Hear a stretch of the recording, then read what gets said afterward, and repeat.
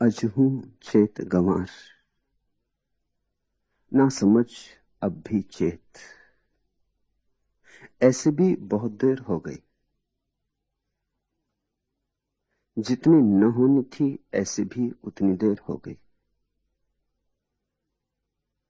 फिर भी सुबह का भूला सांझ घर आ जाए तो भूला नहीं।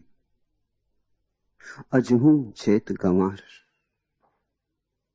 अब भी जाग, अब भी होश को संभाल।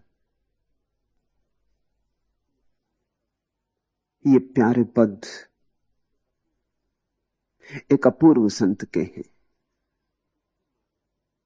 डुबकी मारी तो बहुत हीरे तुम खोज पाओगे। पलटू दास के संबंध में बहुत ज्यादा ज्ञात नहीं। संत तो पक्षियों जैसे होते, आकाश पर उड़ते जरूर हैं लेकिन पद चिन्ह नहीं छोड़ जाते। संतों के संबंध में बहुत कुछ ज्ञात नहीं।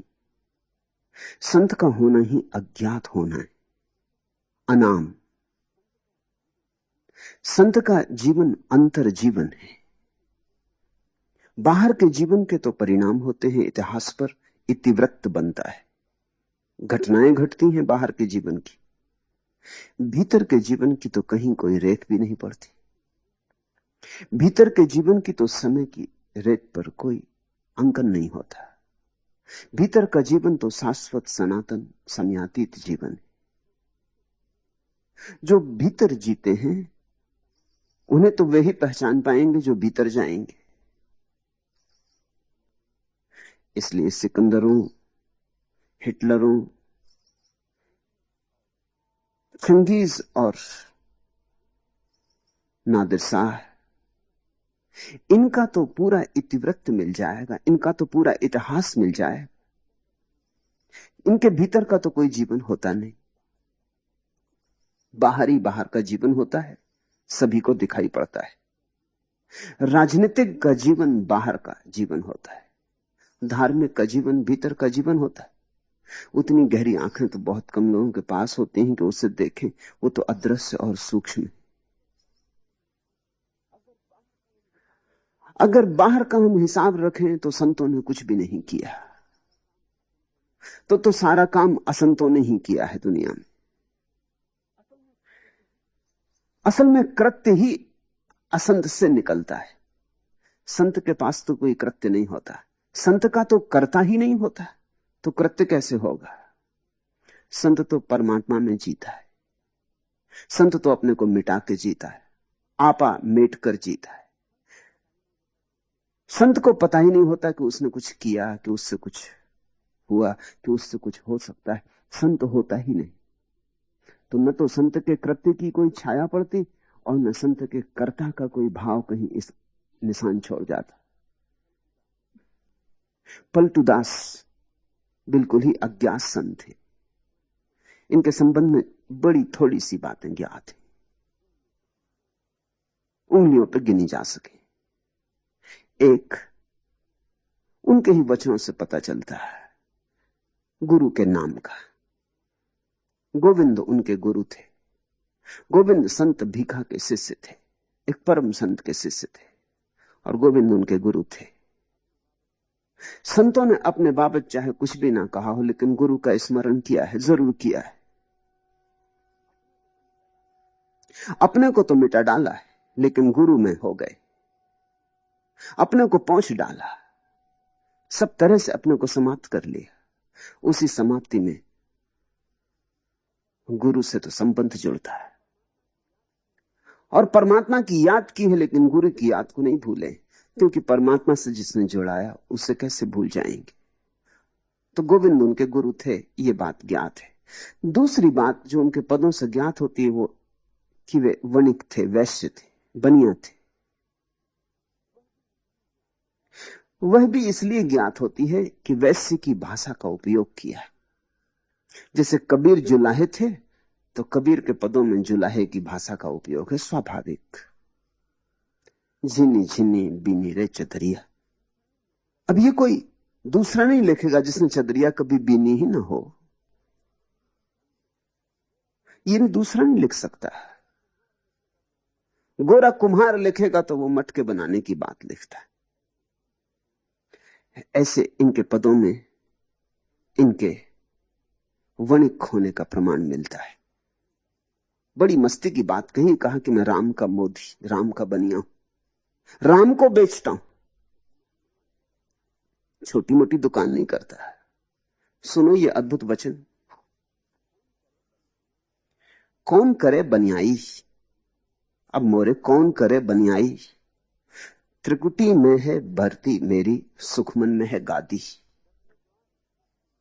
10वें द्वार, 10वें द्वारे कोठी मेरी, बैठा पुरुष अनादि, इंगला पिंगला पलरा दूनो, लागी सूरत की ज्योति, सत्य सबद की डांडी पकड़ो, तौलों भर भर मोती, चांद सूरज दो करें रखवारी, लगी सत्य की ढेरी, तुरिया चढ़ के बेचन लागा ऐसी साहिबी मेरी। सतगुरु साहब किया सिपारस, मिली राम मुदियाई, पलटू के घर नौबत बाजत, नीति उठ होत सबाई। सतगुरु साहब किया कि सिफारिश, तो गुरु ने सिफारिश कर दी परमात्मा से, लिख दी चिट्ठी मेरे नाम। उनकी बिना सिफारिश के तो कुछ होता नहीं। अपने से तो मैं पहुंच नहीं सकता था, वो तो उनकी सिफारिश से पहुंच गया, नहीं तो कहां मुझे पता परमात्मा का।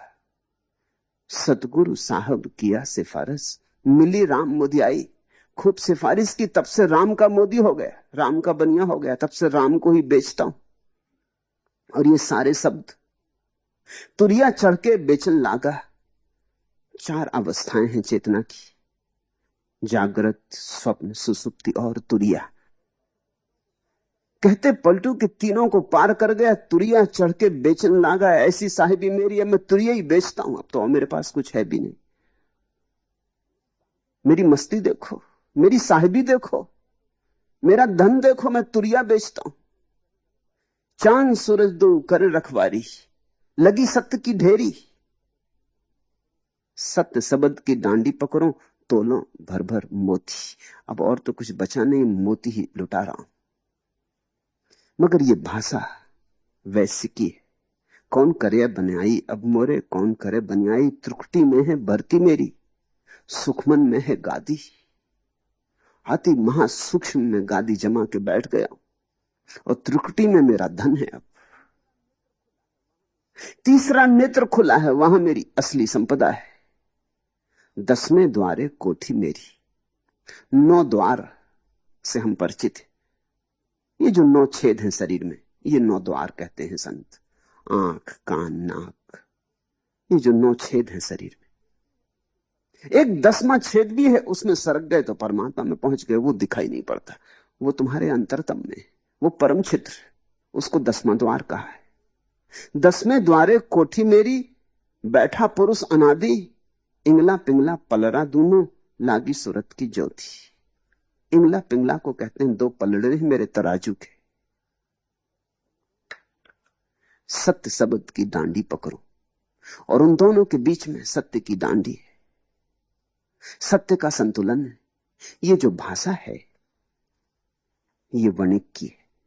इस संबंध में एक बात ख्याल रख लेना, जो तुम्हें याद दिला देनी जरूरी है, कि तुम कहीं भी हो वहीं से परमात्मा का रास्ता है। अगर बनिए हो तो वहां से भी रास्ता है, तो राम के मोदी हो जाओ। कोई ऐसा नहीं है कि ब्राह्मण का ही ब्रह्म पर दावा है, कुछ ऐसा भी नहीं है कि क्षत्रियों का ही दावा है। ब्राह्मण भी सत्य को उपलब्ध हुए, क्षत्रिय भी, वणिक भी, शूद्र भी। प्रत्येक जीवन के ढंग की अपनी सुविधा है, अपनी असुविधा है। ब्राह्मण को एक सुविधा, और ध्यान रखना जब मैं इन शब्दों का उपयोग कर रहा हूं तो मेरा मतलब जन्म जात नहीं। जन्म से कोई ब्राह्मण नहीं होता और जन्म से कोई शूद्र नहीं होता, जन्म से इसका क्या संबंध। लेकिन वृत्ति से ब्राह्मण होते हैं, वृत्ति से शूद्र होते हैं, वृत्ति से क्षत्रिय होते हैं। वृत्ति की बात है। ये व्यक्तित्व की बात है। ये जो चार वर्ण हैं, ये जो चार रंग हैं, वर्ण का अर्थ होता है रंग। थोड़ा सोचना, ये चार रंग के लोग हैं दुनिया में, चार ढंग के लोग हैं दुनिया में। और इस चार ढंग की जो व्याख्या है, 5000 साल हो गए हिंदुओं ने जब तय किया था कि चार रंग के लोग, चार ढंग के लोग, इसे आगे नहीं बढ़ाया जा सकता। अभी भी कार्ल गुस्ताफ जंग ने जो फिर से विवेचन किया मनुष्य के संबंध में, तो चार ढंग फिर आ गए। नाम कुछ भी हो, लेकिन चार कोठियों में बटे हुए लोग हैं, इससे बचा नहीं जा सकता। कुछ लोग हैं जो बुद्धि में जीते, वे ब्राह्मण। कुछ लोग हैं जो भुजाओं में जीते। कुछ लोग हैं जिनकी सारी खोज विचार की है, वे ब्राह्मण। कुछ लोग हैं जिनकी खोज शक्ति की है, शक्ति के पूजक, वे क्षत्रिय। कुछ लोग हैं जिनकी खोज महत्वाकांक्षा, प्रतिष्ठा, धन, इस बात की है, वे लोग वैश्य। कुछ लोग हैं जिनकी कोई खोज ही नहीं, जो ऐसे ही जीते जैसे एक लकड़ी का टुकड़ा नदी में बहता चला जाए। न कहीं जाना है, न कहीं पहुंचना है, न कोई मंजिल है, न कोई गंतव्य है, न कोई बड़ी भविष्य की महत्वाकांक्षा है। ऐसे व्यक्ति शूद्र, वे कुछ भी छोटा मोटा करके गुजार लेते। जिंदगी गुजारनी है, जिंदगी से कुछ बनाना नहीं। ये चार वृत्तियां, प्रत्येक वृत्ति का लाभ है और प्रत्येक व्यक्ति की हानि भी है। जैसे कि जो आदमी बुद्धि में जीता है, अगर उसका ठीक उपयोग कर ले तो बुद्धि ही निखरते निखरते चैतन्य बन जाती, होश, जागरूकता, सुरति बन जाती। तो ब्राह्मण को एक लाभ है कि वो अपनी बुद्धि को किसी भी दूसरे वर्ण की बजाय, क्षत्रिय, शूद्र, वैश्य की बजाय ज्यादा आसानी से ध्यान में लगा सकता है। ये तो लाभ है, लेकिन खतरा भी है। खतरा यह है, इतनी ही आसानी से वो अपनी बुद्धि को पांडित्य इकट्ठा करने में भी लगा सकता है। प्रत्येक लाभ अपने साथ छाया की तरह अपनी हानि लाता है। तो जितनी सुविधा है ब्राह्मण को, उतनी ही असुविधा भी है। सुविधा यह है, अगर ठीक मार्ग पकड़ ले,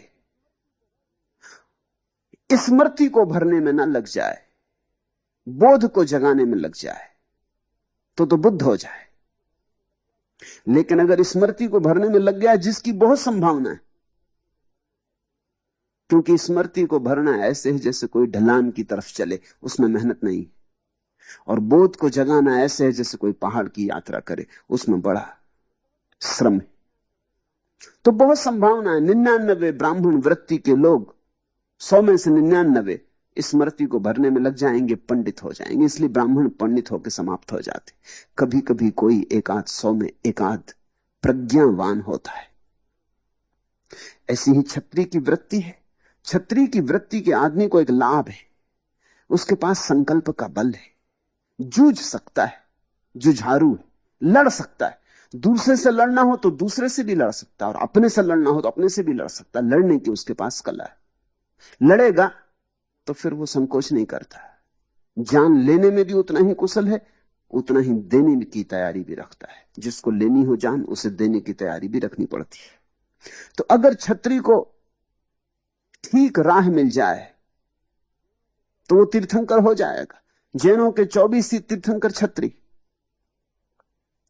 हिंदुओं के सारे अवतार क्षत्रिय, बुद्ध क्षत्रिय, जुझारू लोग। तलवार दूसरे पे चलती रही, चलते चलते एक दिन समझ आ गई तो अपने पे चलने लगी। जिस दिन अपने पे चलने लगी, उस दिन अहंकार काट के गिरा दिया। काटने की कला तो आती ही थी। ब्राह्मण है याज्ञवल्क्य और अष्टावक्र और शंकराचार्य। ठीक चले कोई तो शंकर हो जाए, चूके तो पंडित हो जाए। ऐसी ही वैश्य की संभावना है। धन की उसे पकड़ है। 100 में 99 मौके पर तो वो धन को ही इकट्ठा करेगा और धन को ही इकट्ठा करके मर जाएगा। और लोग कहते हैं मर के फिर सांप हो जाएगा और धन पर कुंडली मार के बैठ जाएगा। मर के भी वो धन की ही रक्षा करेगा। लेकिन अगर परम धन की याद आ जाए वैश्य को, तो धन का खोजी है, धन पे सब लगा देता है, दांव सब लगा देता है। एक दफा परम धन की उसे याद आ जाए, कि उसे यह समझ में आ जाए कि धन मेरे भीतर है, बाहर नहीं, तो फिर वैश्य जितनी सुविधा से भीतर जा सकता है, उतनी सुविधा से कौन जाएगा। ऐसी ही बात शूद्र की भी है। 100 में 99 मौके पर तो शूद्र बस ऐसे ही इधर उधर छोटा मोटा काम करके जिंदगी समाप्त कर लेगा, खा पी लेगा, बस ओढ़ना बिछोना हो जाए, घर पे छप्पर हो जाए, खाना पीना हो जाए, फिर उसकी ज्यादा फिक्र नहीं। साधारणता, खाओ पियो मौज करो, न कोई जिंदगी में पाना है कुछ, न कहीं जाना है कुछ, जीवन में कोई अर्थ की तलाश नहीं, ऐसे समाप्त हो जाएंगे 100 में 99। लेकिन अगर ठीक दिशा लग जाए तो 100 में एक लाओत्सु बन सकता है। वो 100 में एक जो है, जो अगर इस बात को समझ ले कि जीवन में सच में ही कोई आकांक्षा नहीं, कुछ भी पाना नहीं, परम विश्राम में बैठ जाए, तो शूद्र जितनी आसानी से परम विश्राम में बैठ सकता है, उतना कोई नहीं बैठ सकता। छतरी के भीतर कुछ ना कुछ चलता ही रहता, ब्राह्मण के सिर में कुछ ना कुछ चलता रहता, बनिए के हृदय में सुखबुगी लगी रहती कि धन धन पद प्रतिष्ठा यहां भी मिले, वहां भी मिले, परलोक में भी मिले, वो इंतजाम ही करता रहता है। शूद्र को एक लाभ है, उसको बहुत फिक्र नहीं, न धन की, न पद की, न शक्ति की, न ज्ञान की। चूंकि ये कोई फिक्र नहीं है, उसकी वासना न्यून मात्र है, अति न्यून है, गिराने में देर न लगेगी। तो शूद्र जैसे गोरा या रैदास परम ज्ञान को उपलब्ध हुए। तुम जहां भी हो, जो भी हो, उससे कभी यह चिंता मत लेना कि तुम जहां हो वहां से परमात्मा नहीं पाया जा सकता। सब जगह से 100 में से एक व्यक्ति परमात्मा को पाता है, तुम वो एक व्यक्ति बन जाओ। तुम जहां हो वहीं से 99 तो भटक जाते हैं, तुम उस 99 भटकाव से बचना। तीसरी बात पता चलती पलटू के वचनों से कि 2 भाई थे और दोनों पलट गए, बाहर के धन की फिक्र छोड़ दी और भीतर का धन खोजने लगे। खोजने नहीं लगे, खोज ही लिया। बाहर तो धन खोज के भी कहां कौन खोज पाता है, बाहर धन है ही नहीं जो खोज सको। बाहर तो धन का बुलावा है, छलावा है, छल है, मृग मरीचिका है, दिखाई पड़ता है, दूर क्षितिज दिखाई पड़ता है, मिलता जमीन से। जैसे जैसे पास पहुंचते हो क्षितिज दूर हटता जाता है। कभी तुम ऐसी जगह नहीं पहुंच पाओगे जहां क्षितिज वस्तुतः जमीन से मिलता हो। ऐसे ही कभी भी वासना तृप्ति से नहीं मिलती, वासना क्षितिज की भांति। दोनों भाई बदल गए। बदलने के कारण गुरु ने दोनों को पलटू नाम दे दिया। एक भाई को कहा पलटू प्रसाद और एक भाई को कहा पलटू दास। ये शब्द बड़ा प्यारा दिया गुरु ने, पलटू। ईसाई जिसको कन्वर्शन कहते, पलट गए, जिसको वैज्ञानिक 180 डिग्री का रूपांतरण कहते, एकदम पलट गए। कहीं जाते थे और ठीक उल्टे चल पड़े, और ऐसे पलटे कि क्षण में पलट गए। देरदार न की, सोच विचार न किया। कहां बाजार में गादी लगा के बैठे थे और कहां सूक्ष्म में गादी लगा दी। कहां तौलते थे, अनाज तौलते होंगे, साग सब्जी तौलते होंगे, कुछ तौलते होंगे, और कहां सत्य शब्द की धेरी से तौलने लगे, और कहां साधारण चीजें बेचते रहे होंगे और तुरिया बेचने लगे, समाधि बेचने लगे। ऐसा रूपांतरण था कि गुरु ने कहा कि तुम बिल्कुल ही पलट गए। ऐसा मुश्किल से होता है, यह क्रांति थी। पलटू नाम का अर्थ हुआ क्रांति, एक बड़ी अपूर्व क्रांति हुई। यह नाम भी बड़ा प्यारा है। असली नाम का तो कुछ पता नहीं। असली नाम यानी मां बाप ने जो दिया था उस नाम का तो कुछ पता नहीं। गुरु ने जो नाम दिया था वो ये था, और गुरु ने खूब प्यारा नाम दिया, बड़ा सांकेतिक नाम दिया।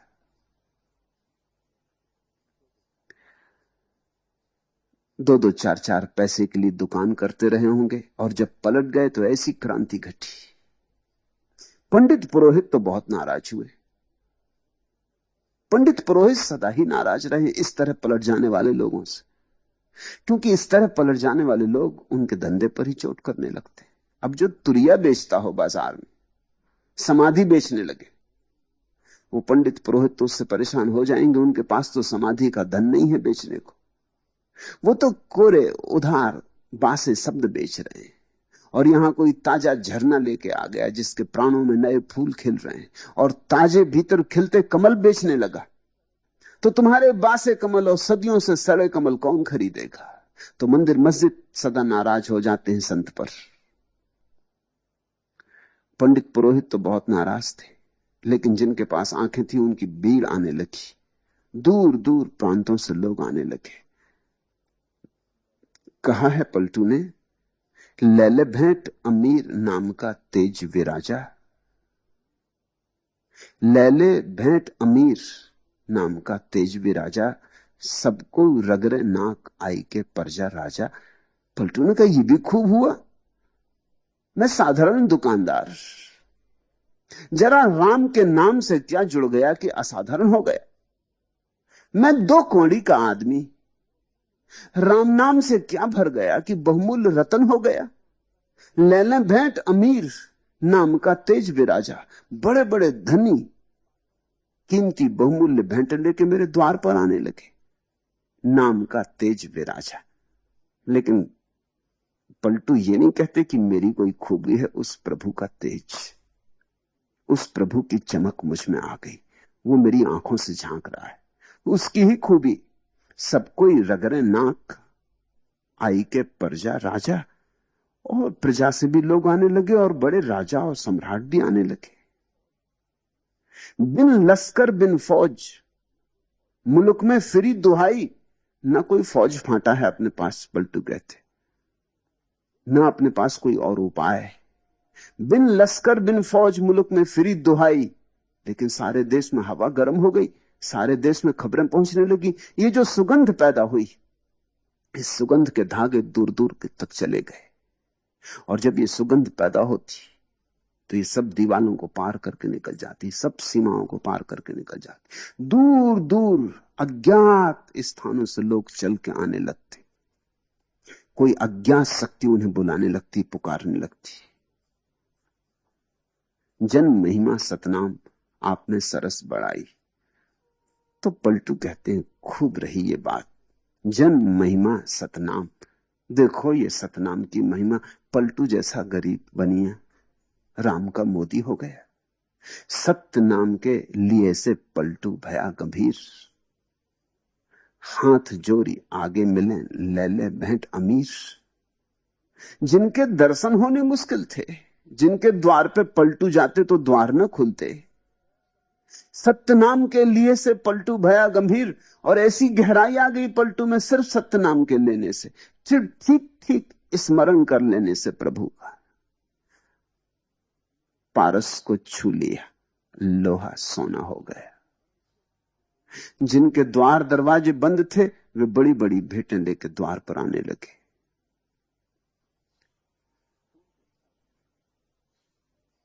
उनके भाई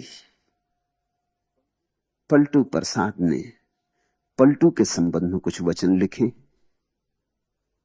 नंगा जलालपुर जन्म भयो है, बसे अवध के खोर। कहे पलटू प्रसाद हो, भयो जगत में शोर। गरीब गांव में पैदा हुए थे, नाम ही था नंगा जलालपुर। तुम सोच ही सकते हो, नंगा जलालपुर गरीबों का गांव होगा, बिल्कुल नंगों का गांव होगा। नंगा जलालपुर जन्म भयो, अत्यंत गरीब घर में पैदा हुए, बसे अवध के खोर। फिर जाके अयोध्या में बस गए। ये बड़ा प्रतीकात्मक है। पैदा हुए गरीब से गांव में, फिर राम की नगरी अयोध्या में बस गए। ग्रस्त पैदा हुए थे, फिर संन्यास्त हो गए। धन पद मद में डूबे थे, फिर एक दिन राम की महिमा में उतर गए। नंगा जलाल पर जन्म भयो है, बहे बसे अवध के खोर। कह पलटू प्रसाद हो भयो जगत में शोर।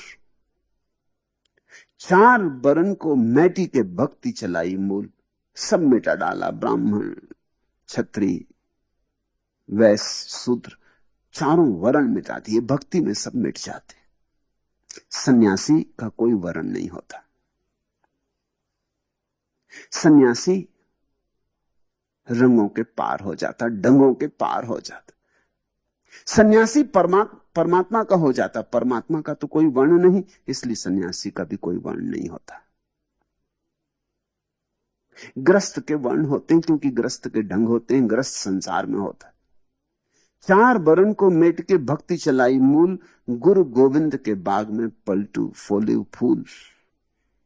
वो जो गोविंद का बाग था, गुरु गोविंद के बाग में पलटू फोले फूल, और ये पलटू नाम का फूल गुरु के बगीचे में खिला।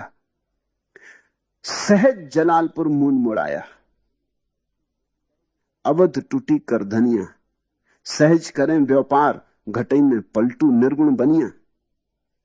सहज जलालपुर मून मुड़ाया। सहज शब्द पर ध्यान देना। संतों की सारी प्रक्रिया सहज, चेष्टा से नहीं, बोध से, समझ से। जिस दिन बात समझ में आ गई उस दिन सिर मुंडा लिया, सन्यासी हो गए। ऐसे पलटे, क्षण में पलटे। सहज जलालपुर मून मुड़ाया।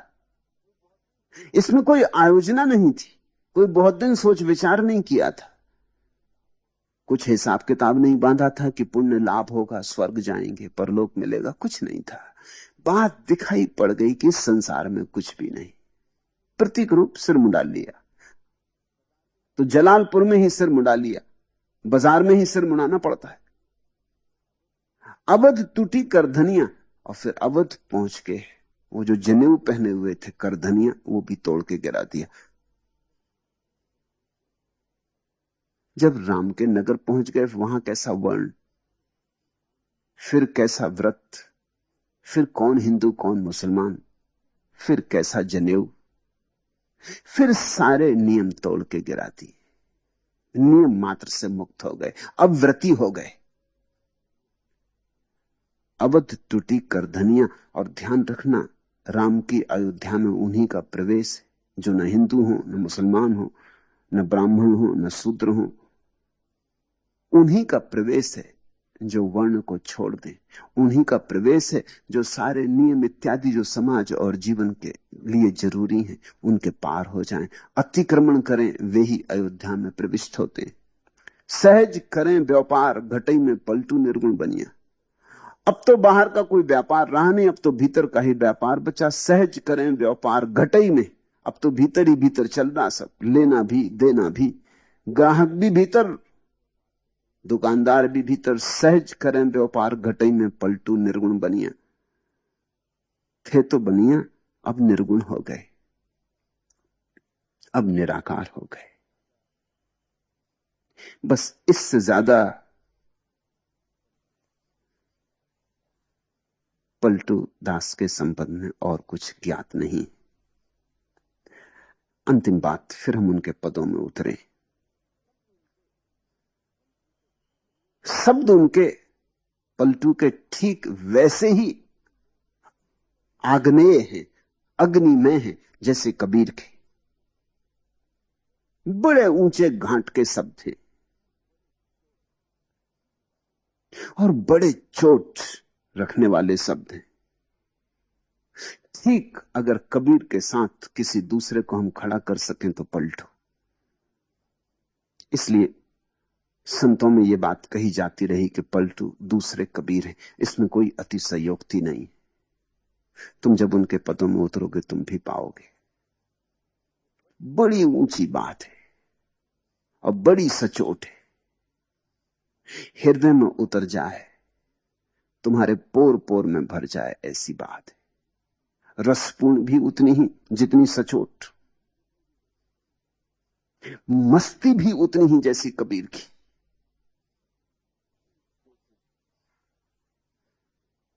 एक एक शब्द से खूब शराब झरती, डुबकी लेना।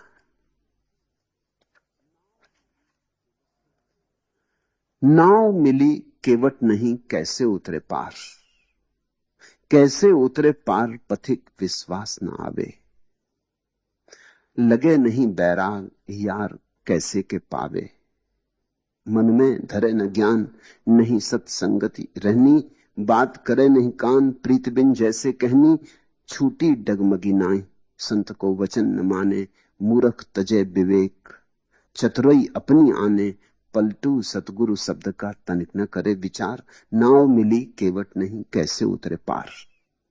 समझो, नाव तो मिल सकती है, नाव तो मुर्दा है, लेकिन जब तक माझी ना मिले नाव से काम ना होगा। तुम्हें नदी पार करनी है, नाव तो मिल सकती है, क्योंकि माझी भी नाव को तो किनारे पर ही बांध के घर चला जाता, रात आधी रात भी मिल सकती, मगर तुम नाव से तो नदी पार ना कर सकोगे। माझी चाहिए, केवट चाहिए। शास्त्र नाव जैसे मुर्दा, सदगुरु के बिना उनका अर्थ प्रकट नहीं होता।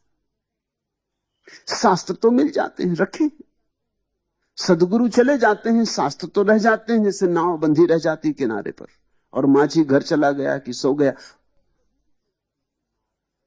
तो नाव तो कभी भी मिल सकती है, नाव की तो कोई अड़चन नहीं। पलटू कहते हैं नाव मिली केवट नहीं, कैसे उतरे पार, पार उतरना कैसे होगा। कोई नक्शा पास नहीं, कोई मार्गदर्शक पास नहीं, कोई दिशा का बोध नहीं। कौन ले जाएगा, कौन साथ देगा, कौन सहारा देगा। कोई चाहिए जीवंत। शास्त्र अपने आप में किसी को भी ले जा नहीं सकता, न गीता, न कुरान, न वेद, क्योंकि वेद का तुम जो अर्थ करोगे वो भी तुम्हारा होगा। नाव कभी चलाई ना हो और तुम नाव चलाओगे तो डूबने की ही ज्यादा संभावना है बजाय उतर जाने के। भीतर का अनुभव न हुआ हो तो बाहर के शब्दों से तुम किसी भी तरह भीतर की प्रतीति ना कर सकोगे। शास्त्र में सब रखा है, लेकिन कौन जताएगा, कौन दिखाएगा, कौन जगाएगा, कौन चेताएगा अर्थ को। शास्त्र में शब्द हैं, अर्थ तो भीतर से उमकते। शास्त्र में तो केवल प्रतीक हैं, चिन्ह हैं, लेकिन उन चिन्हों को कोई खोलने वाला चाहिए। इसलिए सारे संतों ने सदगुरु पर बहुत जोर दिया है, शास्त्र से ज्यादा जोर दिया है। सदगुरु मिल गया तो शास्त्र मिल गया। नाव ना भी हो तो भी अगर माझी मिल जाए तो कोई उपाय खोज लेगा, तुम्हें नदी के पार ले जाने का, शायद कंधे पे बिठा के ले जाए, या हो सकता है तैरना सिखा दे तो तुम खुद ही तैर जाओ, या हो सकता है लक्कड़ को बांध के छोटी मोटी नाव बना ले। लेकिन कोई चाहिए जो दूसरे किनारे से परिचित हो। सदगुरु का अर्थ होता है इस किनारे उस किनारे को जानने वाला मिल जाए, इस जगत में उस जगत की पहचान वाला मिल जाए। खड़ा तो हो बाजार में, खड़ा तो हो बाजार में, लेकिन अनुभव उसे परमात्मा का हो। खड़ा तो हो तुम्हारे साथ तुम्हारे जैसा ही, लेकिन कुछ हो उसके भीतर जो तुम जैसा ना हो, जिसने जीवन की सारी गहराइयां देखी हो, पहचानी हो। कबीर ने कहा, कबीरा खड़ा बाजार में लिए लुकाठी हाथ। बाजार में खड़ा हूं, लिए लुकाठी हाथ, लठ लिए खड़ा हूं। हो जिसकी हिम्मत आ जाए तो उसका सिर गिरा दूं, हो जिसकी हिम्मत तो चल पड़े साथ। घर जो बारे अपना चले हमारे साथ। जो तुमने घर समझ रखा है, जो भी तुमने घर समझ रखा है, जहां जहां तुमने मोह बना रखा है और जहां जहां तुमने अपने राग जोड़ रखे हैं और चाहत के सपने बसा रखे, उन सबको जलाने को जो तैयार हो वो हमारे साथ चले। कबीर कहते हैं बाजार में आके खड़ा हो गया हूं, तैयारी पूरी है उस तरफ ले चलने की, जिनकी हिम्मत हो वो मेरे पीछे आ जाए। कोई चाहिए जो ठीक संसार में खड़ा हो, और संसार जिसके भीतर ना हो उसी को सदगुरु कहते। नाव मिली केवट नहीं, कैसे उतरे पार, कैसे उतरे पार पथिक विश्वास ना आवे। आस्था कैसे आए शास्त्र पर, कोई समझाने वाला नहीं। शास्त्र में कितना ही टटोलो, कागज और स्याही के अतिरिक्त कुछ मिलता नहीं, कोई हृदय की धड़कन नहीं, कैसे आवे विश्वास। शास्त्र जिसने लिखा है उसने सच को जान के लिखा होगा कि कल्पनाओं का जाल रचा है, कैसे आवे विश्वास। सदगुरु को तो तुम भीतर झांक सकते हो, सदगुरु के तो पास बैठ सकते हो, सदगुरु के साथ तो अंतर का संबंध जोड़ सकते हो, सदगुरु के साथ तो धीरे धीरे धीरे उसका व्यवहार, उसका उठना, उसका बैठना, उसका बोलना, उसका मौन, इन सब से तुम धीरे धीरे अनुमान भी लगा सकते हो कि क्या घटा है। लेकिन शास्त्र में तो अनुमान को भी कोई जगह नहीं। शास्त्र तो बिल्कुल मुर्दा है। ये तो ऐसे ही है शास्त्र जैसे किसी कब्र के पास चक्कर लगाते रहो, कुछ पता ना चलेगा कि कौन सोया भीतर, सतपुरुष सोया, असतपुरुष सोया, जागा हुआ सोया कि सोया हुआ ही सोया, कुछ पता ना चलेगा कब्र के पास। कब्रें तो सब एक जैसी हैं। बहुत बार ऐसा हो जाता है कि बड़े सुंदर पद रचने वाले लोगों के पास जब तुम जाओगे तब तुम्हें पता चलेगा कि वो पद कोरे पद हैं, उनके भीतर कोई प्राण नहीं। इसलिए कहते हैं कि साधारणता, अगर किसी कवि की कविता तुम्हें अच्छी लगे तो कवि के पास मत जाना, जाओगे तो भ्रम टूट जाएगा। क्योंकि कवि केवल कविताएं लिखते हैं, उनके जीवन में काव्य की धुन नहीं होती।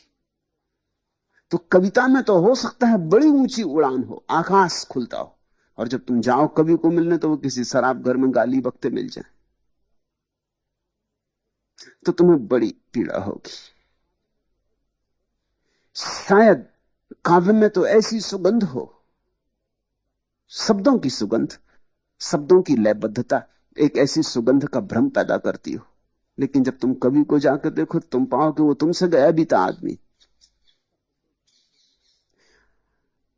शब्द तो झूठे भी हो सकते हैं, धोखे के भी हो सकते हैं, शब्द तो केवल जाल हो सकते हैं, तर्क की व्यवस्था हो सकते हैं, शब्द में केवल भाषा का सौंदर्य हो सकता है। शब्द को कैसे परखोगे, कसौटी क्या होगी? ये तो ऐसे ही समझोगे कागज पर लिखा सोना, तुम्हारे पास माना कि सोने को कसने का पत्थर। क्या तुम सोचते हो जिस कागज पर लिखा सोना इसको तुम कस लोगे सोने के पत्थर को? क्या कसोगे? कागज तो कागज है, सोना लिखा हो कि मिट्टी बराबर है, कोई निशान ना छूटेगा। सोने को कसने वाला पत्थर हाथ में रखे बैठे रहो तो भी कोई निशान नहीं छूटेगा। सोना चाहिए, सोना शब्द से नहीं होगा। सतगुरु का अर्थ होता है जहां उपाय है कस लेने का। इसलिए पलटू कहते कैसे उतरे पार पथिक विश्वास न आवे। ये नाव तो बंधी है लेकिन ये ले जाएगी कि डुबाएगी? ये नाव तो बंधी है, कोई कभी इसे उस पार ले भी गया है या नहीं, या बना के इसी पार रखी गई? कोई इस नाव से कभी पार भी हुआ है? नाव तो जरूर बंधी है लेकिन इस नाव को दूसरे पार का कोई अनुभव है? इसने कभी कोई यात्रा की है? छल छिद्र से ना भरी हो, डुबाना दे, कहीं मझधार में धोखा ना दे जाए। कैसे उतरे पार पथिक विश्वास ना आवे? विश्वास आ ही नहीं सकता शास्त्र पर। इसलिए दुनिया में इतने विश्वासी दिखते और फिर भी विश्वास नहीं। कोई हिंदू है, कोई मुसलमान है, कोई ईसाई है, कोई जैन, कोई बौद्ध, इतने लोग हैं और सभी कुछ ना कुछ विश्वास करते, लेकिन तुम विश्वासी आदमी मिलता कहीं? कोई आंखें दिखती जिनमें आस्था के दिए जल रहे हो? तुम्हें कहीं कोई हृदय की धड़कन सुनाई पड़ती जिसमें श्रद्धा का स्वर हो?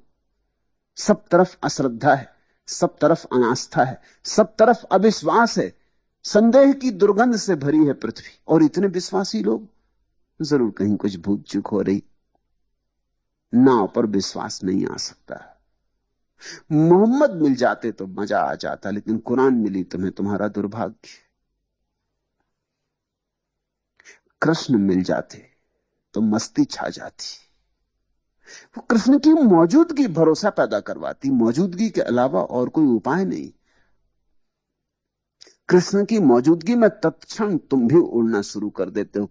कृष्ण जब पंख पसारते हैं, तुम्हें भी अपने छिपे हुए पंखों की याद आ जाती।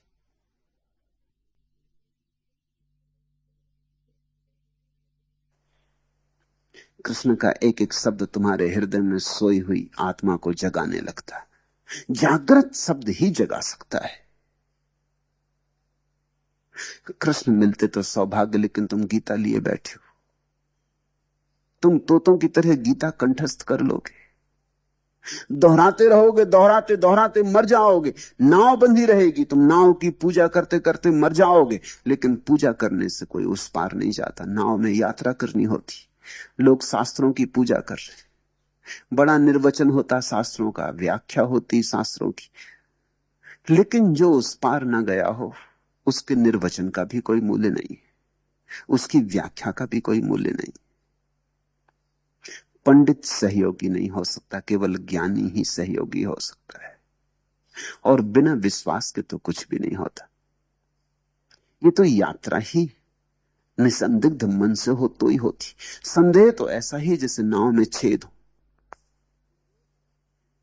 छेद दिखाई पड़ रहा है, नाव में तुम कैसे बैठोगे? नाव में पानी भरा जा रहा है, बंधी बंधाई नाव में पानी भरा जा रहा है, तुम कैसे बैठोगे? आस्था तो होनी चाहिए साफ कि नाव डूबेगी नहीं। जब तुम नाविक को नाव में देखते हो, उसकी मजबूत कलाइयों को देखते हो, उसके हाथ में पतवार देखते हो, उसके हाथ में पतवार के गट्ठे देखते हो, उसके चेहरे पर हजार हजार सूरज की धूप निकली, नाव इस पार से उस पार होती रही। जब तुम्हें ये सारी बात दिखाई पड़ जाती कि कोई मल्लाह मौजूद है, कोई नाविक मौजूद है, कोई केवट मौजूद है, आस्था पैदा होती।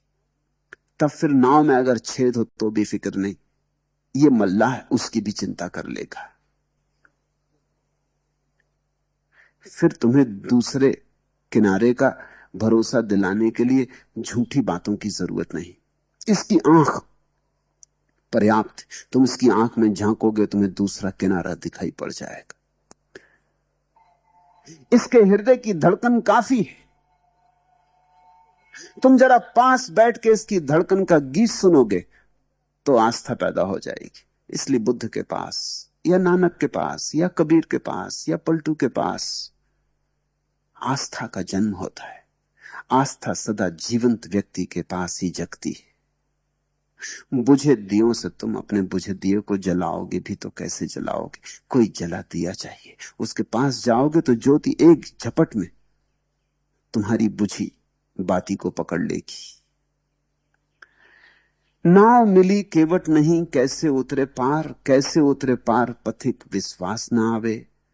लगे नहीं बैराग यार कैसे को पावे। ये जो वैराग्य है, ये जब तक कोई प्यारा ना मिल जाए, कोई यार ना मिल जाए, जिसको बुद्ध ने कल्याण मित्र कहा है उसी को पलटू यार कह रहे हैं, जब तक कोई यार ना मिल जाए, जब तक तुम उसकी यारी में डुबकी ना लो, जब तक कोई कल्याण मित्र ना मिल जाए, जब तक कोई प्रेमी ना मिल जाए, गुरु यानी प्रेमी। परमात्मा का तो तुम्हें पता नहीं, परमात्मा तो बहुत दूर का किनारा है। लेकिन परमात्मा में होकर कोई आया हो, ऐसा जब तक यार ना मिल जाए, लागे नहीं बैराग यार कैसे के पावे, तब तक वैराग्य का रंग नहीं लगता। तब तक तुम बातें वैराग्य की करते रहो, तब तक सन्यास का रंग नहीं लगता। जो खुद रंगा हो वही तुम्हें रंग सकेगा, जो खुद डूबा हो वही तुम्हें डुबा सकेगा। शराबी के पास बैठोगे तो उसके मुंह से शराब की गंध आती, पक्का पता हो जाता है। फिर उसकी मस्ती दिखाई पड़ती, उसके पैर डोलते मालूम पड़ते, कहीं रखता पैर और कहीं पड़ते। शराब के लिए कोई प्रमाण पत्र थोड़ी खोजने पड़ते हैं, शराबी की चाल बता देती है कि प्रमाण पत्र है।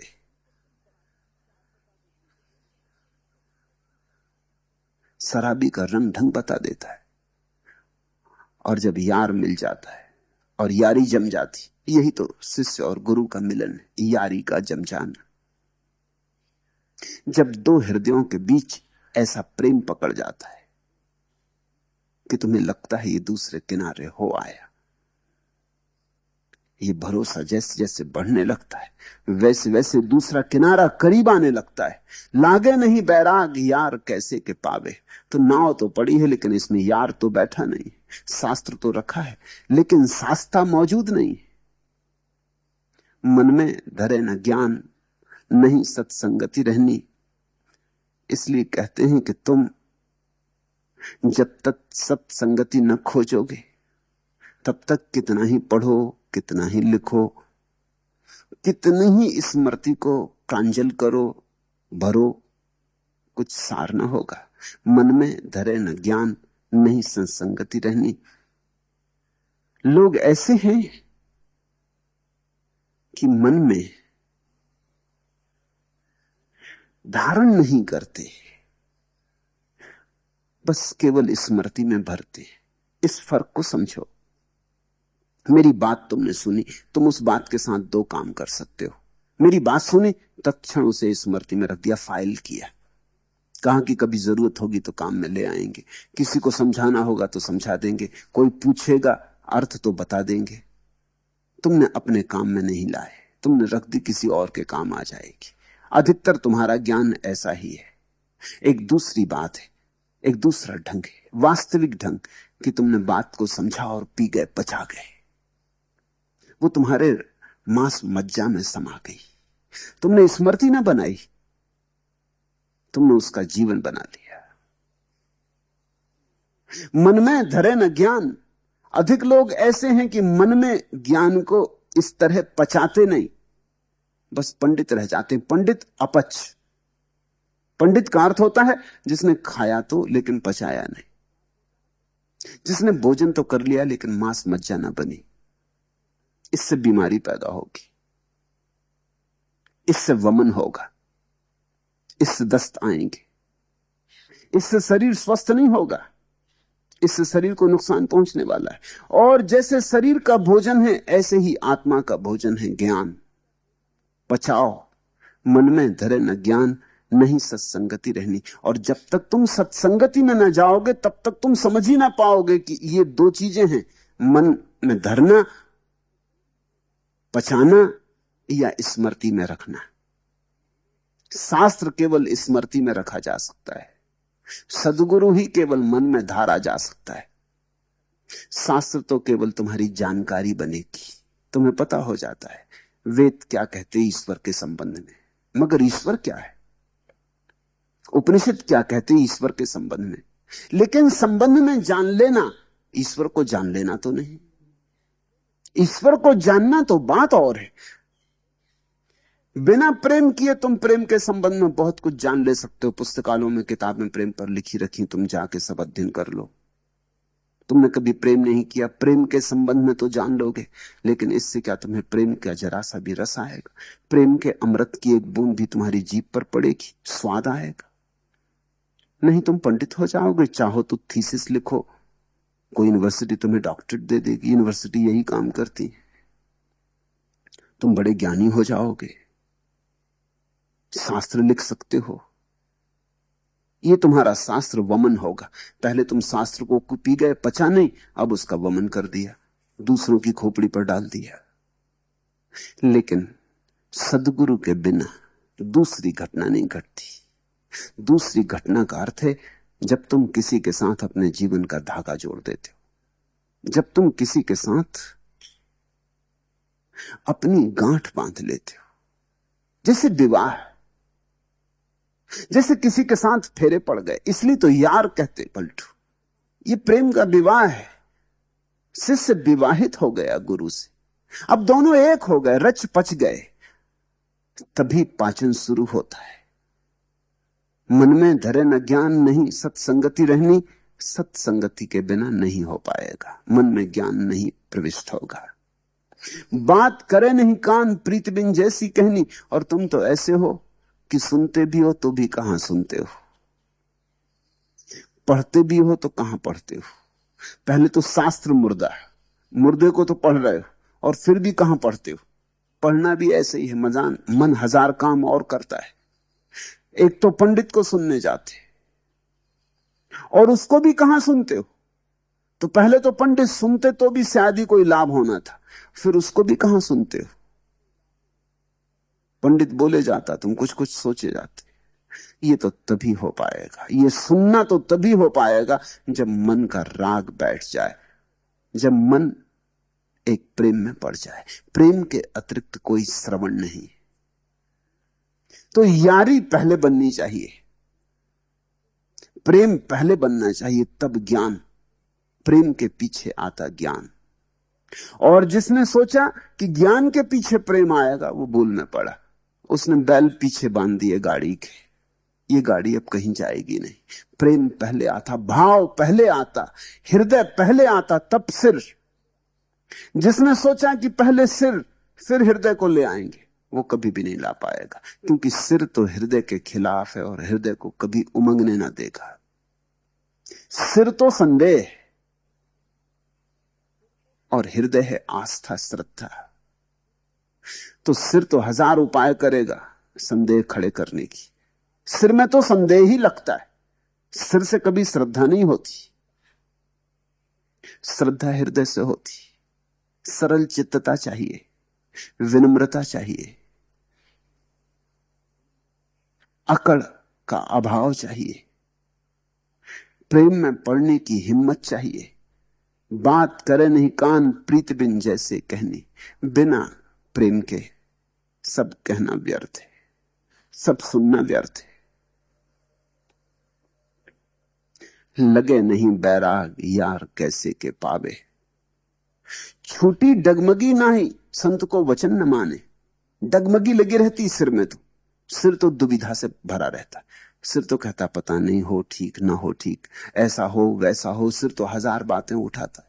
सिर का तो काम ही यही कि वो संदेह खड़ा करता है। जैसे वृक्षों में पत्ते लगते, ऐसे सिर में संदेह लगते। छूटी डगमगी नाई, डगमग होता रहता सब सिर के भीतर। तो सिर कभी अकंप नहीं होता, सिर तो कपते ही रहता, वहां भूकंप चलता ही रहता, वहां भूकंप कभी बंद नहीं होता। हृदय में कभी कंप नहीं होता, हृदय निष्कंप है, वहां भूकंप जाता ही नहीं।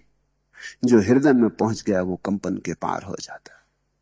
वहां संदेह पैदा नहीं होते, वहां श्रद्धा के कुसुम लगते, वहां आस्था के कमल खिलते, और सारा जीवन रूपांतरित हो जाता है। छूटी डगमगी नहीं संत को वचन न माने। और डगमगी न छूटे तो संत का वचन कैसे मानोगे? संत के पास भी पहुंच गए भूल चूक से, संयोग वसात, तो मान ना सकोगे। सिर बीच में आड़े आ जाएगा, पत्थर की तरह खड़ा हो जाएगा, अड़चन बन जाएगा। संत का झरना भी बहता होगा तो तुम्हारे हृदय तक नहीं पहुंच पाएगा। सिर को उतार के रखना होता है। कबीर ने कहा है, अगर आना हो मेरे पास तो सिर को उतार के जमीन पर रख दे। सिर को रखे उतार।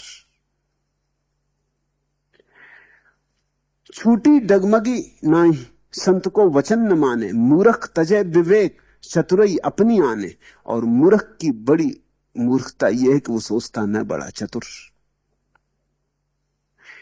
मूर्ख की मूर्खता को बचाने का यही उपाय है कि वो सोचता मैं बड़ा चतुर। वो कहता है ऐसे हम किसी की बातों में आने वाले, कि ऐसे हम किसी पर श्रद्धा लाने वाले, कि ऐसे हम सम्मोहित होने वाले नहीं। हम तो सोच विचार करेंगे, हम तो सब तरह का हिसाब किताब लगाएंगे, ऐसे प्रेम में पड़ जाएं। हम ऐसे ना समझ नहीं, हम बड़े चतुर हैं। पलटू कहते हैं मूर्ख तजे विवेक चतुराई अपनी आने। और इसी अपनी चतुराई में विवेक का अवसर खो देता है। और विवेक और चतुराई में बड़ा फर्क है। चतुराई सिर्फ मूढ़ता है, विवेक तुम्हारी आत्मा का जागरण है। लेकिन जागे हुए से जुड़ो तो जागोगे, और ये चतुराई तुम्हें जागे हुए से जुड़ने नहीं देती। बुझा हुआ दिया चतुराई से भरा है, डगमग हो रहा है कि जाऊं पास न जाऊं, पता नहीं ठीक हो कि गलत हो, ऐसा हो वैसा हो। ज्योति भी दिखाई पड़ती तो भी साहस नहीं जुटा पाता। पास न जाएगा तो चूक जाएगा। साहस चाहिए। तो अक्सर ऐसा हो जाता है कि कभी कभी साहसी लोग सत्य की संगति में उतर जाते और कमजोर और तथाकथित समझदार लोग दूर ही खड़े रह जाते। वो अपनी समझदारी में ही मर जाते। समझदारी से सावधान, क्योंकि समझदारी तुम्हारी मूढ़ता को छिपाने का उपाय। एक बात सदा सोचना, एक बात सदा याद रखना, अगर तुम चतुर हो तो तुम्हारी जिंदगी में सबूत होना चाहिए। कहां है आनंद, कहां है रस, क्या पाया, कौन सी ज्योति है तुम्हारे भीतर, कौन सी सुगंध उठी, कौन सा संगीत बना, कौन सा नृत्य हुआ। उत्सव कहां है, चांदनी कहां है। अंधेरा ही अंधेरा भरा, फिर भी तुम अपने को चतुर कहे चले जाते। और सब तरह की वासनाओं के सांप बिच्छू भीतर सरक रहे, फिर भी तुम अपने को चतुर कहे जाते। थोड़ा तो सोचो, थोड़ा तो विचारो। अगर चतुर ही होते तो तुम्हारी जिंदगी में परमात्मा का वास होता, तुम्हारी जिंदगी में आनंद होता, तुम्हारी जिंदगी में एक पुलक होती। तुम्हारी जिंदगी में ये उदासी क्यों है, तुम्हारी जिंदगी में ये इतना ज्यादा रुग्ण भाव क्यों है? तुम हो कहां? धक्के खाते रहते भीड़ में, यहां से वहां, इस जन्म से उस जन्म में, इस यात्रा से उस यात्रा में। पहुंचे कहां हो, मंजिल कहां है? पास भी आती नहीं मालूम होती और कहते हो चतुर हूं। अगर चतुर हो तो जीवन में प्रमाण चाहिए, और अगर जीवन में प्रमाण ना हो तो कृपा करके इस चतुराई को उतार कर रख दो। ये चतुराई नहीं है, ये वस्तुतः विवेक से बचने का उपाय है। ये मूढ़ता की तरकीब है। ये तुम्हारा अज्ञान तुम्हें चतुराई की का धोखा देके अपने को बचा रहा है। मूर्ख तजे विवेक चतुराई अपनी आने, पलटू सतगुरु शब्द का तनिक न करे विचार। वो अपनी अपनी मारता रहता, अपनी अपनी लगाता रहता। पलटू सतगुरु शब्द का तनिक न करे विचार, नाव मिली केवट नहीं कैसे उतरे पार। और जब तक तुम सदगुरु के वचन का विचार ना करोगे, जब तुम अपनी अकड़ हटाकर, अपने उपद्रव को शांत करके, अपने को दूर करके, अपने को बीच से हटा के कहोगे कि अब मैं सीधा विचार करना चाहता हूं, मेरी जिंदगी तो बेकार गई, तो एक बात सच है कि मेरे पास कोई विवेक नहीं, मैं तो भटका ही भटका, घाव ही घाव इकट्ठे किए, ये मेरी जिंदगी रही, अब बहुत भटक चुका। अब मैं कहता हूं कि अब अपनी समझ से क्या चलना, अपनी समझ से चल के खूब देख लिया कहां पहुंचा। मनोवैज्ञानिक कहते हैं, मनस्विद कहना चाहिए, पूरब के मनस्विद कहते हैं कि छोटा बच्चा अगर अपनी चतुराई की बात हांके, क्षमा योग्य, क्योंकि उसे अभी जीवन का कोई अनुभव नहीं। लेकिन उम्र पाके भी अगर तुम अपनी चतुराई की हांको तो तुम बड़े अज्ञानी, तुम क्षमा भी नहीं किए जा सकते। उम्र पाके तो दिखाई पड़ जाना चाहिए कि मेरी चतुराई का परिणाम क्या है,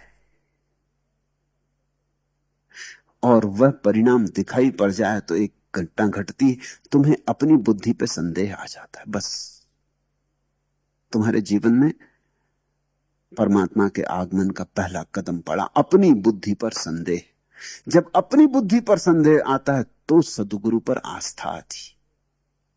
जब तक तुम सोचते हो अपने से ही तर जाएंगे, तब तक तुम क्यों किसी का हाथ पकड़ोगे, तब तक तुम यारी में ना पड़ोगे।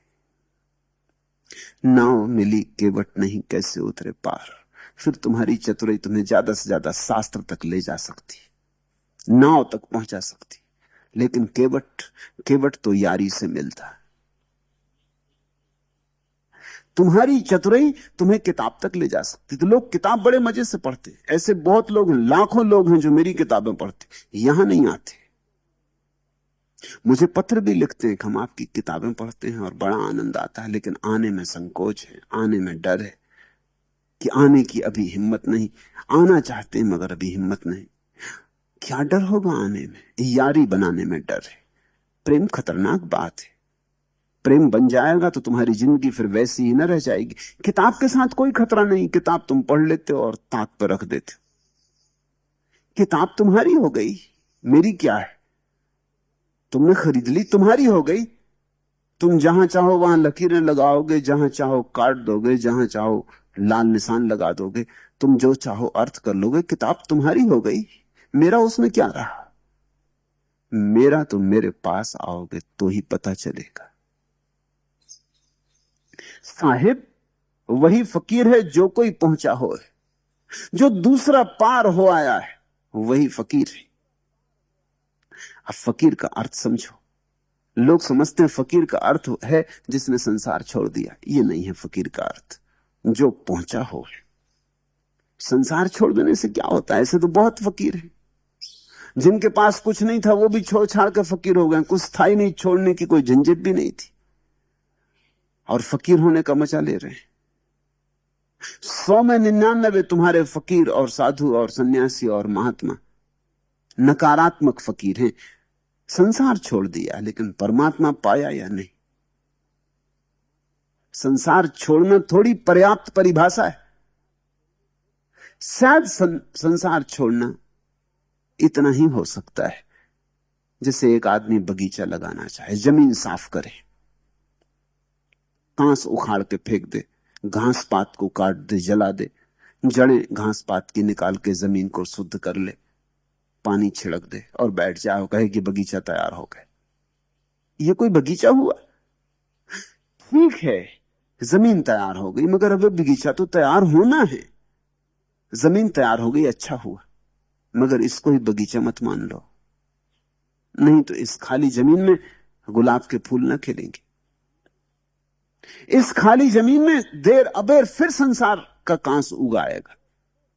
एक मजे की बात ख्याल रखना, गुलाब का फूल अपने आप नहीं उगता, घास पात अपने आप उगता है। घास पात को लाना नहीं पड़ता कि तुम जाओ बीज बाजार से खरीद के लाओ तब उगेगा। तुम बैठे भर रहो जमीन साफ करके, वो अपने से उग जाएगा। जमीन साफ कर ली तो और ढंग से उगेगा, क्योंकि पत्थर इत्यादि सब अलग हो गए, अब बड़े मजे से उगेगा। तुम जल्दी ही पाओगे जमीन हरी हो गई। गुलाब अपने से नहीं उगेगा, गुलाब को तो लगाना पड़ता है। फकीर की ठीक परिभाषा पलटू कर रहे हैं। साहिब वही फकीर है जो कोई पहुंचा होए, जिसके जीवन में गुलाब के फूल खिले हो, परमात्मा खिला हो, वो फकीर है। संसार छोड़ देना पर्याप्त नहीं है, परमात्मा पाना जरूरी है। ये विधायक परिभाषा हुई, नकार से परिभाषा नहीं करनी चाहिए। ऐसा समझो कि एक आदमी है, कोई पूछे कि आदमी आंख वाला है, इसकी क्या परिभाषा? तुम कह सकते हो क्योंकि ये अंधा नहीं। ये तो ठीक बात हो गई कि जो अंधा नहीं वो आंख वाला होना चाहिए, लेकिन जो अंधा नहीं वो भी आंख बंद किए बैठा हो सकता है, आंख पे पट्टी बांधी हो सकती। जो अंधा नहीं है वो भी सोया हो सकता है, तो भी आंख वाला नहीं। आंख वाला तो वही है जिसे दिखाई पड़ता है, और कोई परिभाषा से काम ना चलेगा। अंधा नहीं है, इतनी नकारात्मक परिभाषा काफी नहीं। अंधा नहीं है ये तो ठीक है, काम चलाऊ परिभाषा हो गई। फकीर वह जिसने संसार छोड़ा, ये ऐसे ही है जैसे आंख वाला वह जो अंधा नहीं। आंख वाला वह जिसे दिखाई पड़ता है, जिसे दर्शन होता है। अंधा नहीं होने से क्या होता है? आंख रहते भी आदमी आंख बंद किए बैठे रहते तो भी दिखाई नहीं पड़ेगा। संसार छोड़ दिया ये तो ठीक है, लेकिन परमात्मा दिखाई पड़ा या नहीं, असली बात तो वहां तय हो गई। साहिब वही फकीर है जो कोई पहुंचा होए, जो कोई पहुंचा होए नूर का छत्र विराजे, जिसके चारों तरफ परमात्मा की रोशनी हो, जिसकी रोशनी दूसरों को भी अनुभव हो, जिसके आसपास रोशनी का छत्र हो, आभा मंडल हो, जो ज्योति से जगमग हो, जिसके छोटे से दिए में सूरज उतरा हो। जो कोई पहुंचा हो नूर का छत्र विराजे, सबर तखत पर बैठी तूर अठ पहरा बाजे, और जो संतोष के सिंहासन पर विराजमान हो। सबर, सब्र, संतोष, सबर तखत पर बैठी जिसे तुम पाओ कि जो संतोष के तख्त पर बैठा है, परितुष्ट है, जिसे अब न कहीं जाना न कहीं कुछ पाना, पा लिया जो पाना था। परमात्मा पाने के बाद और क्या पाने को बचता है? तो जिसने परमात्मा पा लिया उसको कुछ पाने को नहीं बचता। पाने की दौड़ गई, आपाधापी समाप्त हुई। सबर तखत पर बैठ, तूर अठ पहरा बाजे, और जिसके पास आठों पहर संगीत का नाद हो रहा हो, निनाद बज रहा हो, उत्सव चल रहा हो, रस बह रहा हो, तूर अठ पहरा बाजे, जिसके पास अगर तुम चुप होकर बैठ जाओ तो तुम अपूर्व संगीत में डूबने लगो। जिसके पास अगर तुम शांत होकर बैठ जाओ तो डोलने लगो जैसे सांप डोलता है तुरही को सुनकर।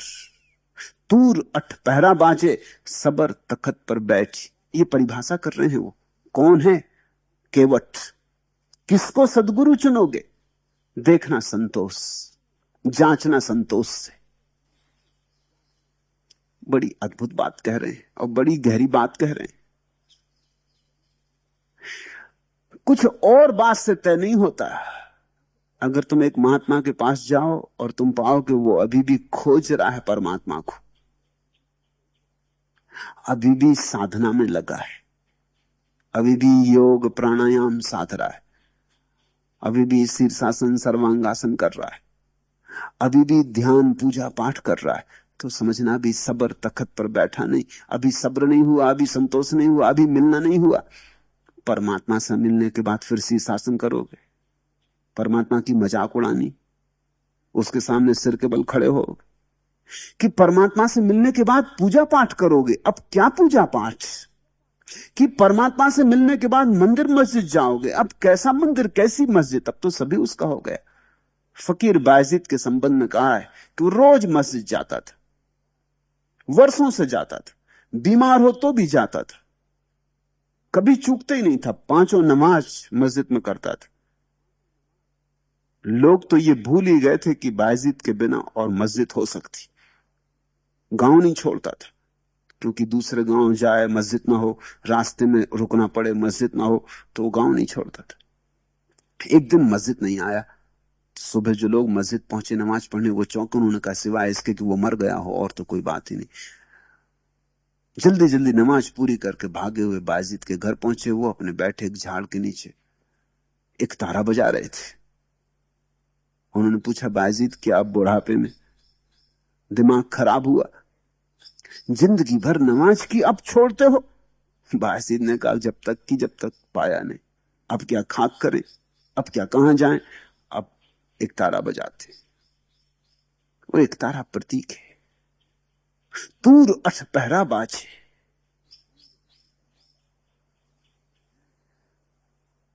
ध्यान अगर अभी भी करते हो तो फिर अभी पहुंचे नहीं। जो पहुंच गया वो ध्यान हो गया। अब कैसे ध्यान करे? जो पहुंच गया वो पूजा हो गया, उसका जीवन अर्चना हो गई। इसलिए कबीर कहते हैं, उठूं बैठूं सो परिक्रमा। अब मैं कैसे मंदिर की परिक्रमा करने जाऊं? अब तो उठना बैठना वही परिक्रमा है, क्योंकि जब भी उठता उसी के पास उठता हूं, जब भी चलता उसी के पास चलता हूं। खाऊं पीऊं सो सेवा। अब कैसे मंदिर में जाके भोग लगाऊं भगवान को? मैं खाता हूं उसी में सेवा हो जाती, क्योंकि वही खा रहा। सुनते हो? खाऊं पीऊं सो सेवा, सबर तखत पर बैठ, तूर अठ पहरा बाजे, तंबू है आसमान, जमी का फरस बिछाया। अब कहां छोटे मोटे मंदिर मस्जिद की जरूरत रही। तंबू है आसमान, जमी का फरस बिछाया, छिमा किया छिड़काव। जैसे कि कोई तैयारी करता है, मेहमान को आता है, कोई मेहमान आ रहा है, कोई बड़ा मेहमान आ रहा है, तो तुम छिड़काव करते जल का बगीचे में, जमीन पर धूल बैठ जाए, तंबू तानते। पलटू कहते हैं, अब आकाश का तंबू ही एकमात्र तंबू है, पूरी जमीन अपना फर्ज। और अब पानी से क्या सींचना, अब तो क्षमा से सींचते हैं। क्षमा प्रेम की एक अभिव्यक्ति। अब तो प्रेम से सींचते हैं, अब तो क्षमा से सींचते हैं। क्षमा किया छिड़काव, खुशी का मुस्क लगाया। और अब कौन सा इत्र लगाएं, अब कौन सा मस्क लगाएं, अब कौन सी सुगंध? खुशी का मुस्क लगाया। अब तो 24 पहर सोते जागते आनंद का भाव उठ रहा, आनंद की लहरें चल रही, आनंद की तरंगें चल रही, यही सुगंध है। नाम खजाना भरा, जिक्र का नेजा चलता, साहिब चौकीदार, देख इब्लिसों डरता। अब तो बड़ी गजब की बात हो रही है। वो कहते हैं फकीर कौन? साहिब वही फकीर है जो कोई पहुंचा हो, और जब कोई पहुंच जाता है तो खुद पहरा नहीं देना पड़ता अपने जीवन पर, खुद साहिब, खुद भगवान पहरा देता है। फिर तुम्हें अपनी फिक्र नहीं रखनी पड़ती कि ये करूं ना करूं, ये करना ठीक कि गलत कि सही। फिर ये सब बातें गई, अच्छा बुरा गया। साहिब चौकीदार, देख इब्लिसों डरता। अब तो शैतान खुद ही डरता है, क्योंकि वो साहब चौकीदार हो गए। अब तो परमात्मा फिक्र करता है। तुमने वो प्यारी कहानी सुनी ना कि तुलसीदास सोते हैं और धनुर्धानी राम द्वार पर खड़े होकर पहरा देते। वो प्रतीकात्मक है। जिसने सब परमात्मा पे छोड़ दिया, उसकी चौकीदारी परमात्मा करता है। तुम जब तक अपनी चौकीदारी खुद करती हो खतरे में हो, तब तक शैतान तुम्हें सताएगा और शैतान तुमसे जीतेगा। तुम शैतान से क्या बचोगे? उसके रास्ते बड़े सूक्ष्म हैं। नाम खजाना भरा, और अब तो एक ही खजाने में बात रह गई, उसका नाम, उसकी स्मृति, उसका स्मरण। बस इतना ही धन है। अब यह ध्यान ही धन है। नाम खजाना भरा, जिक्र का नेजा चलता, और अब तो 24 घंटे उसकी स्मरण का भाला ही चलता रहता। अब तो 24 घंटे श्वास श्वास में जिक्र है, नाम स्मरण है, प्रार्थना है। ये करनी नहीं पड़ती, ये अपने से हो रही। संत वही जिसमें प्रार्थना अपने से हो रही हो, जिसके होने में प्रार्थना हो, जिसके उठने बैठने में प्रार्थना हो, जिसकी आंखें झपकें तो पूजा हो जाए, जिसके पास तुम जाओ तो तुम्हें परमात्मा पहरा देता हुआ मालूम पड़े। पलटू दुनिया दीन में उनसे बड़ा न कोई। पलटू कहते हैं फकीर से बड़ा कोई भी नहीं, ना इस दुनिया में ना उस दुनिया में। पलटू दुनिया दीन में उनसे बड़ा न कोई, साहिब वही फकीर है जो कोई पहुंचा हो। ऐसे किसी फकीर का हाथ पकड़ो, यारी करो, तो केवट मिले, तो माझी मिले, तो उस पार उतर पाओ। अपने से न पहुंच पाओगे। अपने से पहुंचने की धुन में इसी किनारे अटके रह गए हो जन्मों जन्मों से। अब हूं चेत कमार, अब चेतो। लहना है सतनाम का, जो चाहो सो ले। और लाभ तो एक ही है दुनिया में, धन तो एक ही है दुनिया में। लहना है सतनाम का, जो चाहे सो ले। प्रभु के स्मरण के अतिरिक्त और कोई धन नहीं, और कोई लाभ नहीं। फिर जिसको लेना हो ले ले, रुकावट जरा भी नहीं है, कोई रोक नहीं रहा। तुम अपने ही हाथ से नहीं ले रहे हो, इसे ख्याल में रखना। जीसस ने कहा है, knock and the door shall be opened unto you, ask and it shall be given। मांगो और मिलेगा, खटखटाओ और द्वार खुल जाएंगे। राबिया ने तो कहा है द्वार बंद ही नहीं है, खटखटाओ भी मत, आंख खोलो, द्वार खुले हैं। सूफी फकीर हसन रोज कहा करता था, प्रभु द्वार खोल, प्रभु द्वार खोल। बहुत देर हो गई, द्वार खोल, मैं तड़फ रहा हूं, रोता छाती पीटता। एक दफा वो राबिया के घर ठहरा। वो वही जो करता था रोज सुबह से उसने किया, प्रार्थना की, फिर रोने लगा, छाती पीटने लगा, भाव बेहल कि हे प्रभु द्वार खोल। राबिया ने 1 दिन सुना, 2 दिन सुना, 3 दिन सुना। तीसरे दिन वायु उसने कहा कि बंद करिए बकवास, द्वार खोले, आंख खोल। और कहते हैं हसन जागा।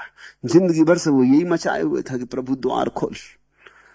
राबिया की ये छोट की नासमझ क्या बकवास लगा रखी, आंख खोल, द्वार तो खुले ही। कहते हैं पलटू, लहना है सतनाम का, जो चाहे सो ले। जिसने चाहा उसे मिला, किसी क्षण मिला, जिस क्षण चाहा। एक क्षण की भी देर नहीं होती, मगर तुम चाहते ही नहीं। तुम कुछ कूड़ा कचरा चाहते हो। कोई धन के लिए दौड़ रहा, कोई पद के लिए दौड़ रहा, परमात्मा के लिए कौन दौड़ता है? कभी कभी तुम परमात्मा की याद भी करते हो तो पद के लिए। चुनाव में खड़े हो गए तो जाके हनुमान जी को समझाते हो कि महाराज जरा ख्याल रख, नारियल चढ़ाऊंगा। जब चुनाव में खड़े हो गए तो हनुमान चालीसा पढ़ने लगते हो, मस्जिद मंदिर पूजा पाठ करने लगते हो, साधु संतों के पास जाने लगते हो। मेरे पास लोग आ जाते, वो कहते हैं कि महाराज चुनाव में खड़े आशीर्वाद चाहिए। मुझे क्यों झंझट में डालते हो, तुम पाप करो मुझको भी फंसाओगे। जिस दिन चुनाव छोड़ना हो उस दिन आ जाना, मैं आशीर्वाद दे दूंगा। मैं करिए चुनाव के लिए तो आशीर्वाद मत लो, क्योंकि फिर तुम जो करोगे उसका भी जुम्मा मेरा हो जाएगा, मेरा कोई हाथ नहीं इसमें। बड़े हैरान होते, क्योंकि और साधु संतों के पास जाते हो तो जल्दी से आशीर्वाद देने को तैयार। आशीर्वाद देने में लगता ही क्या है किसी को, मिलने वाले को मिल गई आशा और देने वाले का कुछ जाता नहीं। तुम कभी परमात्मा की याद भी करते हो तो गलत कारणों से करते हो। उसकी याद तो बस उसी के लिए की जानी चाहिए, कोई और हेतु नहीं होना चाहिए। लेना है सतनाम का जो चाहे सो ले, जो चाहे सो ले, जाएगी लुट और आई। और बहुत देर मत करो, कहीं ऐसा ना हो कि दूसरे लूट लें, सब लूट ही जाए और तुम ऐसे ही बैठे रह जाओ। जो चाहे सो ले, जाएगी लुट और आई। तुम का लुटी हो यार गांव जब दहिए लाई। और क्या तुम बैठे बैठे तब की राह देख रहे, जब सब पूरा गांव लूट लेगा तब? तुमने कोई ऐसी जिद बांध रखी कि जब सब लब लूट चुकेंगे तब आखिरी में हम? तुम का लुटी हो यार गांव जब दहिए लाई, ताके कहा गंवार, मोट भर बांध से ताबी। इसलिए पलटू कहते हैं कि गंवार, इसलिए तुझको गंवार कहना पड़ रहा कि तू काहे के लिए रुका है, पूरा गांव लूट लेगा तब तू लूटेगा। ताके कहा गंवार, इसलिए मजबूरी तुझे गंवार कहना पड़ रहा है कि देर मत कर, जल्दी से खोल अपनी गठरी और बांध ले, और जितना बांध सके बांध ले। ताके कहा गंवार, मोठ भर बांध से ताबी, जल्दी कर और जल्दी से अपनी गठरी बांध ले, अपने हृदय को भर ले परमात्मा से। किस प्रतीक्षा में रुका है? लूट में देरी करे ताही की होए खराबी। जो देर करेगा वो व्यर्थ ही दुख पाता है, क्योंकि जब तक तुमने नहीं लूटा परमात्मा को तब तक तुम दुख में रहोगे, नरक में रहोगे। लोग सोचते हैं नरक कहीं और है, तुम जहां हो ये नरक है। जब तक परमात्मा नहीं लूटा तब तक तुम नरक में हो। ये भी खूब मजेदार तरकीब पंडितों ने खोजी कि नरक कहीं दूर जमीन के पाताल में, तुम कभी जाओगे नरक में। ये भी खूब मजेदार तरकीब, इससे तुम निश्चिंत हो गए। तुम कहते हो हम थोड़ी नरक में। नरक में तुम हो। मैंने सुना है एक आदमी मरा,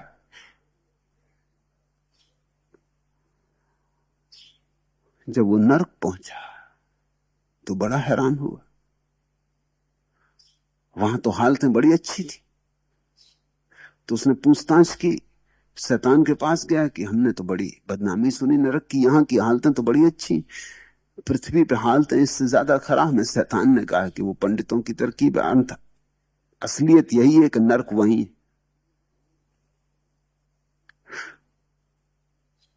तुम जरा देखो तो अपने चारों तरफ,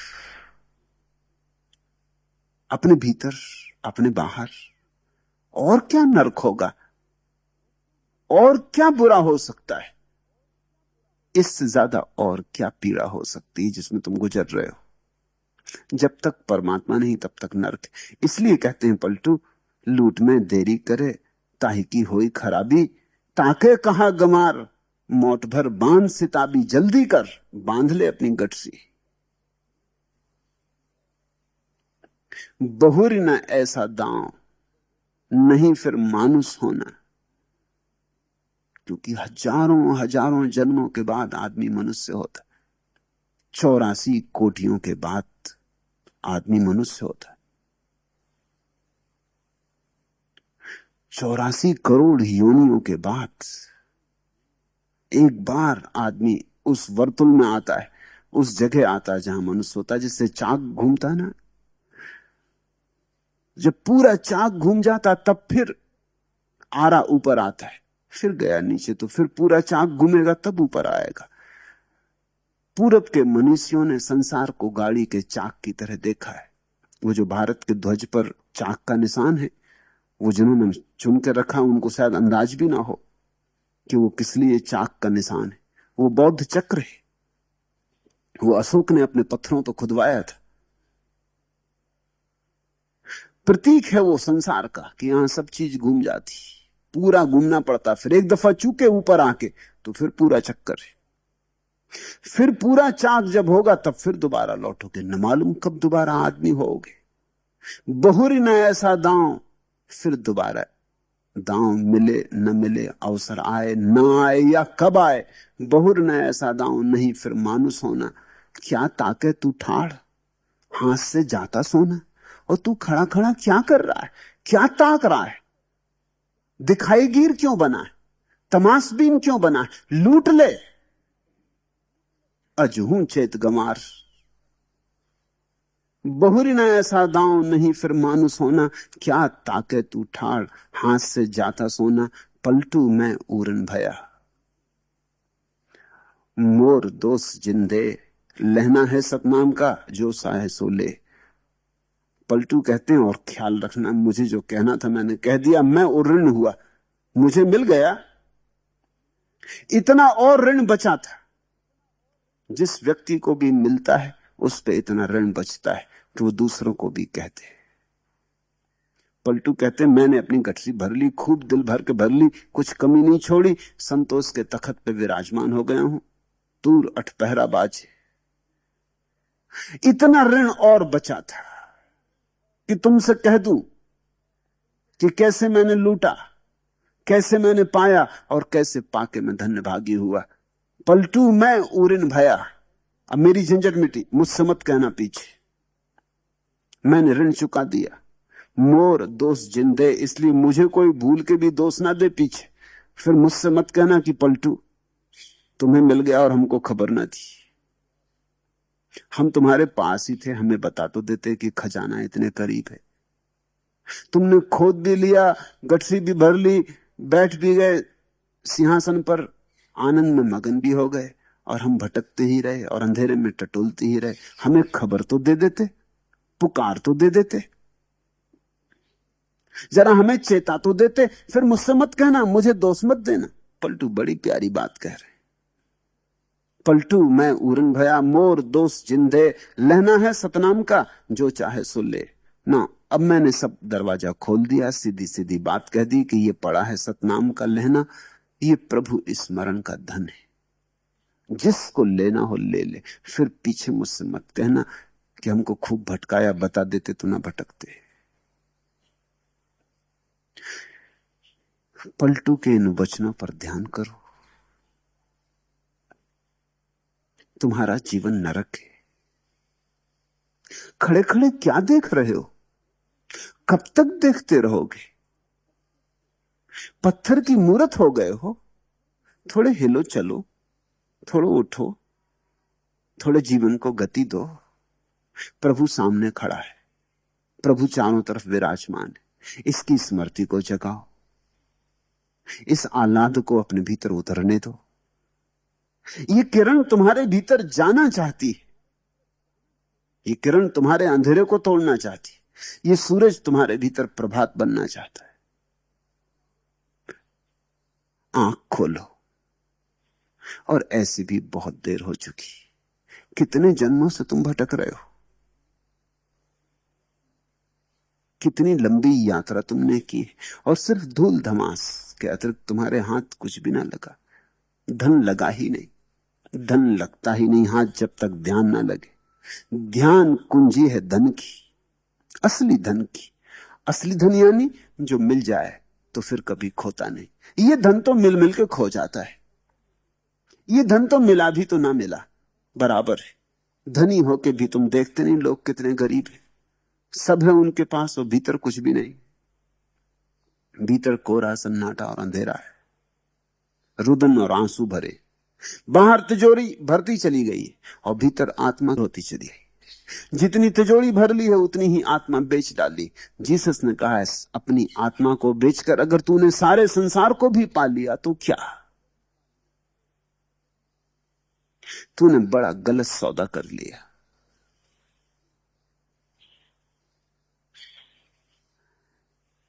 जागो, थोड़ा होश संभालो, थोड़े से कदम ठीक और मंजिल दूर नहीं, थोड़ा होश अडिग और मंजिल दूर नहीं, थोड़ी श्रद्धा की स्फुरना और मंजिल दूर नहीं। और नाव की पूजा में मत लगे रहना, मांझी को खोजो।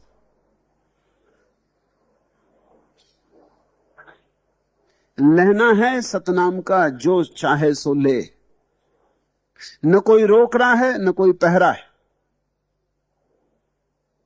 न कोई कीमत मांग रहा है, मुफ्त मिल रहा है, सब मुफ्त लूटा जा रहा है परमात्मा।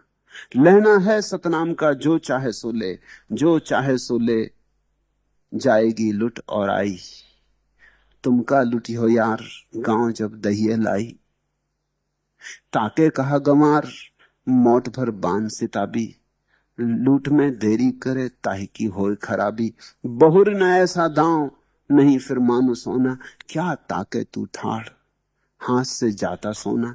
पलटू मैं ऊरिन भया मोर दोस्त जिंदे, लेना है सतनाम का जो चाहे सो ले। आज इतना है।